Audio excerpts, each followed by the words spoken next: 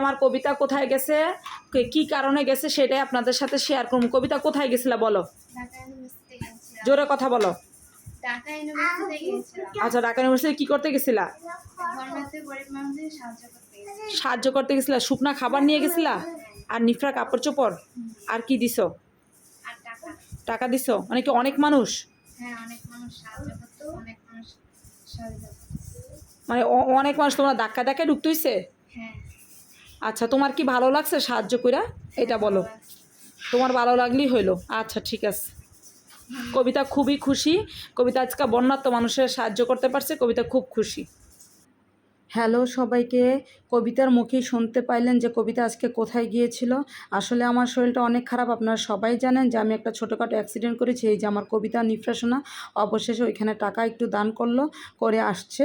তো নিফরা সোনা মনে একটা পতাকা কিনে চাচ্ছে, ওর বাবা কিনে দিয়েছিল। তো যাই হোক, যেটা বলার সেটা বলি। ওর বাবাকে বলেছিলাম যখন টাকা পয়সা দিবা বা যখন নিফরা কাপড় চোপড়গুলো দিবা, যখন শুকনা খাবারগুলো দিবা, পারলে একটু ভিডিও করো। ওর বাবা বলতেছে ওর বাবা যেতে যেতে অনেক দেরি হয়ে গেছিলো, নিফরা আর কবিতাকে নিয়ে গেছিলো। ওর বাবা বলতেছে বিশ্বাস করো ফারজানা, আমি আমার এতটুকু বয়সে কোনো দিন দেখি না যে বন্যার মধ্যে মানুষের তো ক্ষয়ক্ষতি হয়, প্রতি বছরই দেখেছি, কিন্তু এতভাবে কেউ কোনো দিন হেল্প করতে দেয়নি। এটা মনে হয় বাংলাদেশের এই প্রথম বিরল যে ঢাকা ইউনিভার্সিটির মতো জায়গায় এত এত এত মানুষ ত্রাণ দান করতেছে। এটা ওর বাবা এসে ভিডিওটা করে নিয়ে আসছে, কিন্তু বলছে আমি ফাইনালি কোনো ভিডিও করতে পারিনি, এত এত মানুষের চাপ ছিল, আমার পক্ষে কোনোভাবেই করা সম্ভব হয় না। তার মধ্যে তোমার মেয়েকে কে দেবে, তোমার মেয়ে তো ছোটো মানুষ। আমি বলছি আচ্ছা সমস্যা নেই। তো কবিতা বললো আন্টি অনেক লাইন ধরছে। এই যে কবিতা লাইন ধরছে দেখা যায়, কবিতার মাথাটা একটু দেখা যাচ্ছিলো, বলে আন্টি অনেক লাইন, আর আমরা যাওয়ার সাথে সাথে মানুষ আমাদের কাছ থেকে টাইনা নিয়ে চলে গেছে। এখন আপনাদেরকে বলি, দেখেন আমরা মানুষের জন্য একটা কথা আছে না, 2022 সালে কিন্তু আমি দেখেছি, বন্যা দেখেছি, সিলেটের বন্যা, কিন্তু এত মানুষ এইভাবে কিন্তু ঝাঁপায়া পড়তে দেখি নাই। বাট এই বছর বন্যাটাতে মানুষ যেভাবে ঝাঁপায়া পড়ছে, তো দোয়া করি সব বাঙালি যাতে এরকম একজনের প্রতি আরেকজনের এরকম ভালোবাসা থাকে। কিন্তু কিছু কিছু বাঙালি এই বিপদের মধ্যে ওদের নোংরামিগুলো আর শেষ হয় না। এই জন্য একটু বললাম, কিন্তু আমার অনেক কিছু নাই, আমার অনেক কিছু দেওয়ার মতো অ্যাবিলিটিও ছিল না। আমার যতটুকু অ্যাবিলিটি ছিল আমি চেষ্টা করেছি। আমার হাজব্যান্ড বলছে আমি তো অফিস থেকে আসার সময় দিয়েছি, মসজিদে দিয়েছি। আমি যে খুব ভালো করছো, কিন্তু আমি চাই তুমি ঢাকা ইউনিভার্সিটি টিএসসিতে যাও, যেখানে সমন্বয়কারী স্টুডেন্টরা আছে, যেখানে সব মানুষ আছে, ওইখানে একটা টাকা দিলে ওইটা জায়গা মতো যাবে, এটা আমি জানি। আমি এই জন্যই ওইখানে নেওয়া হয়েছে। আর আমার মেয়ে কখনই শহীদ মিনারে যায় না, ও একটু গিয়েছিল। এটা নবকে বলেছিলাম, কারণ আপনাদেরকে বললাম আমি তো এভাবে কাজটা করতে পারি না।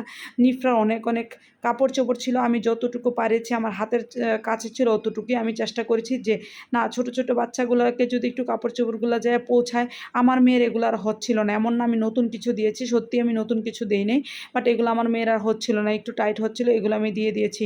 একটা বেডশিটও দিয়েছি, মানে আমার যতটুকু সামর্থ্যের মধ্যে ছিল। আমি চাইলে আরেকটু দিতে পারতাম, কিন্তু সত্যি কথা বলতে এগুলো গুছানোর সময় ছিল না। নব হঠাৎ করে বলছে যাবে, তার মধ্যে কবিতা বলছে আন্টি আমি যাব।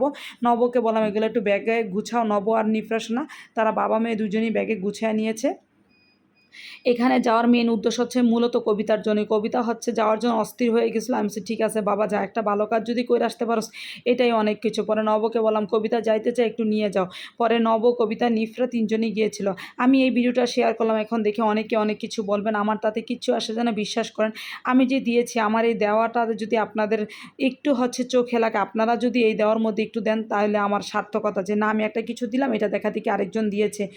এই কাজটা করেছি শুধুমাত্র আমার মানসিক শান্তির জন্য। একটা মানুষের মানসিক শান্তি কিন্তু অনেক বড় একটা শান্তি। তারপরে ওরা কী করছে, ওইখানটা আবার যে ইয়াতে গিয়েছিলো, শহীদ মিনারে গিয়েছিলো। পরে আমি 2-1টা ছবিও রাখলাম নবর থেকে। তো যাই হোক, আমার খুব ভালো লাগেছে। আমি চাই আপনারা সবাই যে যেখান থেকে পারেন একটু হেল্প করেন।